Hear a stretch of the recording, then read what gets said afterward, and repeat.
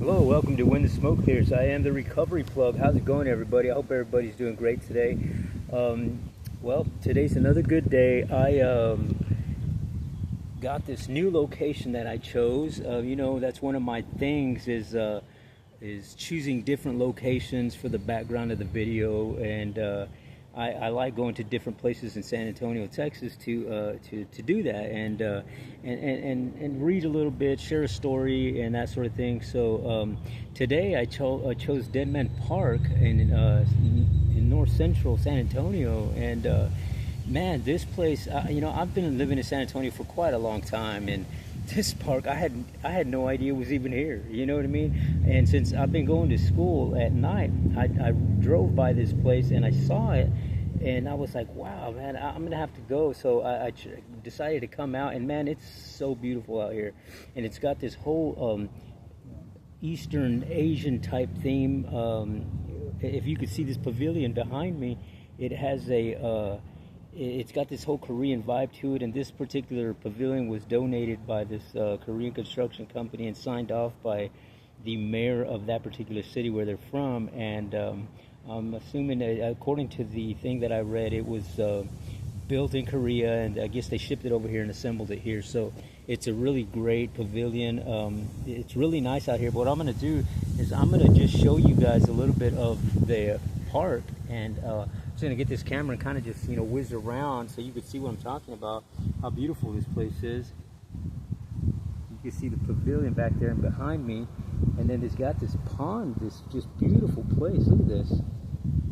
Very, very nice place. It's just extremely tranquil. It's a great place for, I came out here to do the video, obviously, and then to do a little reading and kind of elaborate on that, and kind of transition whatever we read today into how it interacts with my life and the recovery and that sort of thing. So man, this place is really, really great, man. I hope you guys enjoy the scenery. I'm going to move that a little so you can see that pavilion there in the background. Very, very nice pavilion. And but nonetheless, what I'm going to do is I'm going to switch these glasses off so that I can read a little bit to you. And this is going to come from the Open Heart, Open Mind book by Tsokyni Rinponches, and with Eric Swanson, and it's forwarded by Richard Gere. Actually, they got a documentary on this on YouTube. You should check it out sometime. And but nonetheless, I'm going to read a little bit of this book right here, and we'll elaborate on how I use that story in how it pertains to myself personally and in my recovery and that sort of thing. And this is coming from chapter 5. But before we get started, man, I almost forgot. I always like to get my video podcast started always with a moment of silence, followed by a serenity prayer for the addict who still suffers, and for those of us who are still in the struggle and bound down to that thing. And so if you would please join me in a moment of silence, followed by the serenity prayer.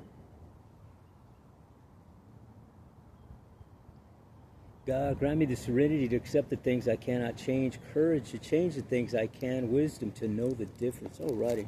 Well, let's get started here. Okay, again, chapter's called Method, and it's chapter 5 in this book, and it goes like this. It's one thing to understand certain things about our nature, and another to do something with that understanding. To use a small example, during the years I spent at Tsokyni, I lived quite sparingly on a monastic diet. I was, like so many students there, quite thin.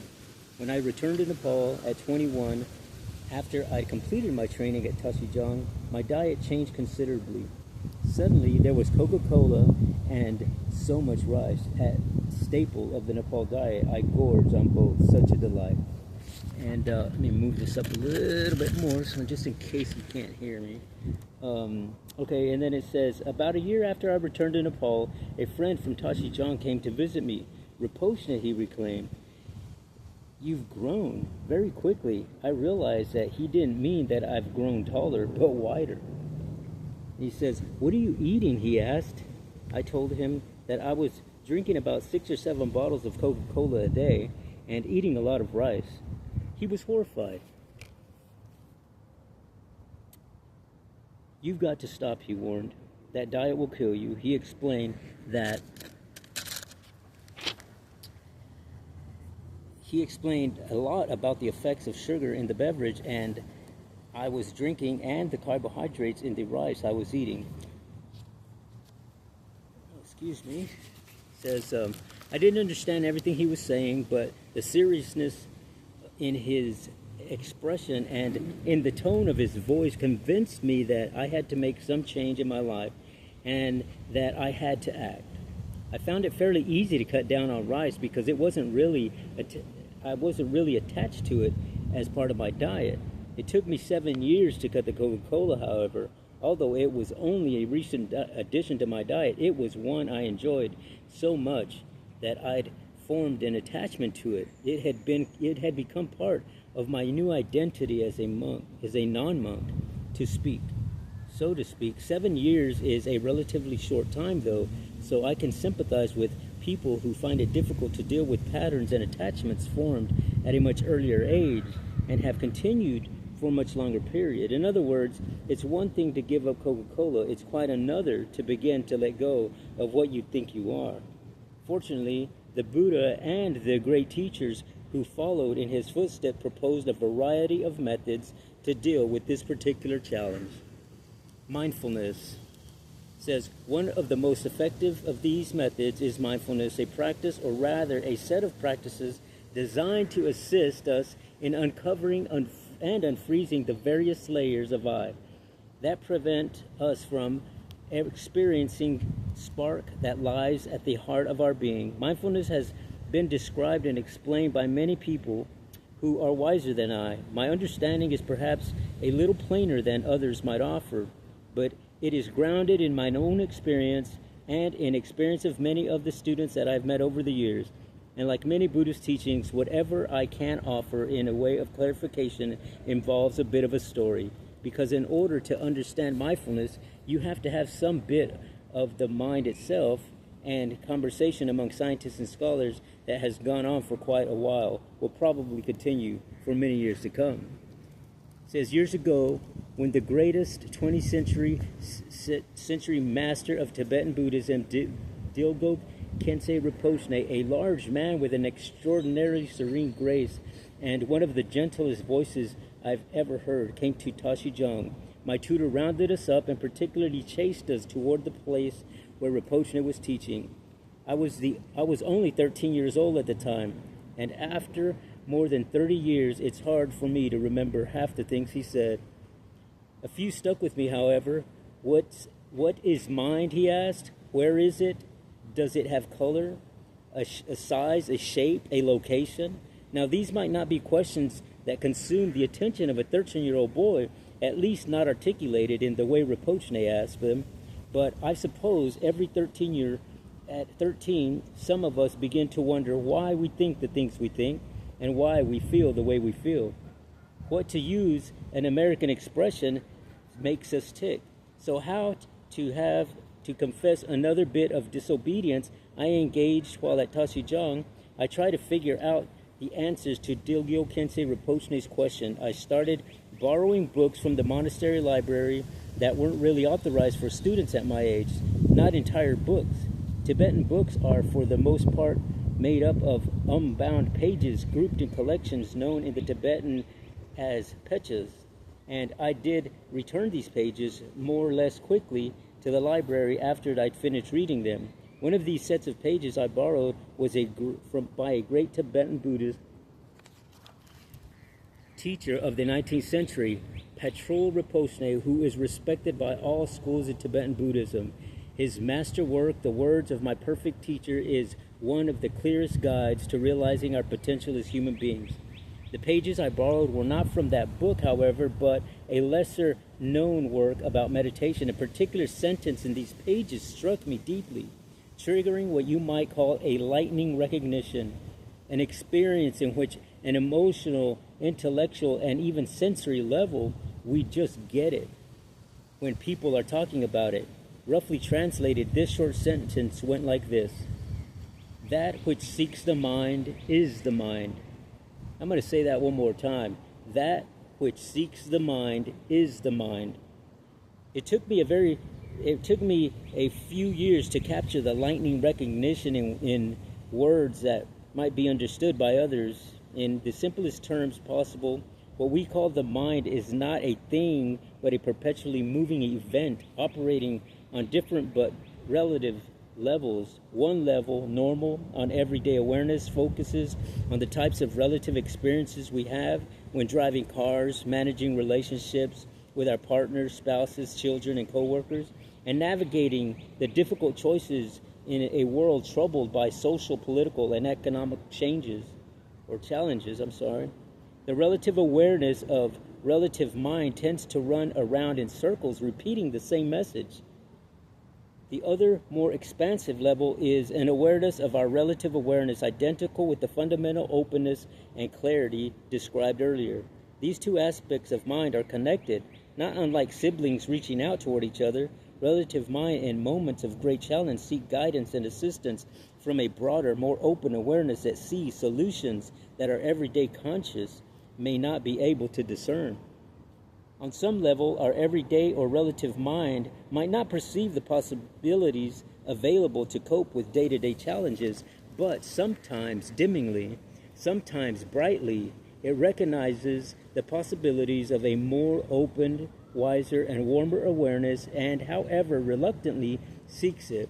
We become aware of this awareness through the practice of mindfulness. Alrighty, man. Well, thank you for letting me read that to you guys. Yeah, like I said earlier, I was going to read a little bit of that Open Heart, Open Mind book by Tsokyni Rinponches, and then kind of elaborate a little bit on how I relate some of that story to my own personal life, my own journey, my own recovery, that sort of thing. So, yeah, you know, to me, that story, when he was replying about the comment that his friend had made, that he gained a little weight, and or that he looked larger but not taller, it was just go wider, right? So and this had gone on for years. Apparently, he said that he'd seen him years after he had left the monastery, you know, being a monk and whatnot. But for him to gain this weight and not notice it until 5 years had gone by, and somebody that he's known for a long time sees him and notices the difference. And how I can relate to that is, you know, when I was in the world of addiction, that was one thing that, you know, you don't realize that something's happening there, because you're so bound down to this struggle that it's blinding you from seeing what the existence of the environment around you, including yourself, right? And so, like he said, he steadily kept, you know, down in 7 to 6, 7 Coca-Colas every day and just gorging on rice. So, you know, naturally, he gained the weight, right? So it's the same type of thing that I could relate to the addiction, is that you keep feeding yourself something that's literally killing you every single day, but you keep doing it. And you're doing it to mask some sort of feeling. Usually that's the case, something that's, you know, kind of goes deep into your soul and things like that. And for me, it just happened to be dealing with PTSDs, dealing with childhood traumatic experiences, dealing with anger, dealing with, you know, suicidal thoughts, dealing with anger, dealing with depression, dealing with sadness, those sort of things. And because I was so involved and blinded by this addiction, that it was, you know, because listen, to go back a little bit, you know, I had this stint of sobriety for about 10 years. And when I relapsed, you know, the last relapse, I relapsed for 5 years. And in those 5 years, it wasn't until that last year that the way he had somebody visit him and where he finally saw the light, in a sense, he got that lightning bolt, you know, thing that hit him, and he's like, okay, now I see. And well, that kind of same thing happened to me, and I just happened to be walking down the street, and I was going to the store, and then I was going to go, you know, make a stop to get some more of the stuff and that sort of thing, and somebody pulls up, a car dashes, you know, kind of slow, passes me, and I see him do a U-turn, and it came by and comes right next to me, and they call my name out, and I didn't know who it was, and I look in the car, and they just handed me $20. They said, "Here, Joel, here's $20." I said, "I hope you're doing good," and then they just drove off. And it wasn't until after they drove off that I remembered who that person was, and it was just kind of strange to me that they would do that, because when I knew that person was related to somebody that I was dating, and we didn't get along, that person and I. And so I was just kind of stunned that they stopped and handed me $20. Well, you know, being in the world of addiction at that particular moment in time of my life, the first thing I thought about when I got that money was, you know what, I can go get more stuff. And needless to say, I mean, that's what I did, because that was my life then. And it wasn't until I got back to the motel room and started thinking about that whole thing, and I just happened to look over, and there's this big mirror, and I see myself, and I'm like, wow, I don't look the same. And I started thinking about that story, you know what I mean? And it's like, wow, I did that same thing. And I was like, I was just, you know, really thin, and just it was unhealthy, and I could just tell that the person I was looking at in the mirror wasn't the same person that, you know, that I knew, you know, 5-6 years back. And it's so crazy how your morality, your mindfulness, all of that stuff can get blinded by just one thing. You know what I mean? And for him, it just happened to be Coca-Cola. You know, for me, it happened to be, you know, the use of drugs. And, you know, unfortunately, it lasted. I was in a relapse for 5 years, and it wasn't until that day that I realized, like, wow, you know, I immediately started looking for a scale to weigh myself. And I did, and I was like, wow, I weigh 165 pounds, and I knew that it was probably, I don't know, the last time I did weigh myself, I was at 195 before the 5-year relapse. So it was like, man, I had a lot of weight loss in a sense, right? And I didn't realize that I was in this totally, you know, dark world and not caring about anything, and I didn't see past that. You know what I mean? And it to me, you know, listening to a story like that just reminds me of how far I've come, and that there is life at the end of the tunnel. There is another way to live. You know what I mean? Because just like Rinpoche, like the way he's, you know, was able to recognize and move past, I was able to recognize and move past. I mean, and by no means is this an easy road, but it's a doable road. And it's something that you can do if you practice being mindful, practice, you know, working on your morality, practice on doing, you know, positive and living positive ways, because, you know, ultimately when people practice, they obviously get better at whatever they're practicing, right?